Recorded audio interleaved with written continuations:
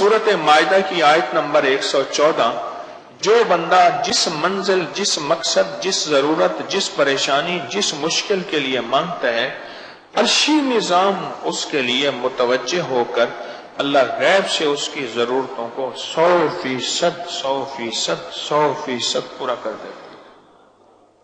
अब सोचें, जिस बंदे को अल्लाह के कलाम से मांगना आ गया, क्या वो किसी गैर के दर पे जाएगा? देखें, दो रास्ते हैं। लोगों को अल्लाह के गैर से बचाने के दो रास्ते हैं। एक रास्ता यह है कि आप लोगों को रोकें कि यहां से नहीं होता, अल्लाह से होता है। और एक रास्ता यह है कि उनको उसका रास्ता दें, बदल दें, अल्लाह से पाने के वसाइल, आमाल, जिक्र, तस्बीहात, वजीफा, औरात, ये चीजें अता करें। अब जब चीज ये करेगा तो अल्लाह उसकी जरूरतें पूरी कर देगा।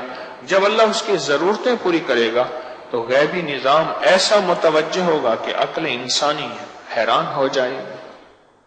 अल्लाह गैब से उसकी जरूरतों को पूरा करेगा और करके दिखाएगा।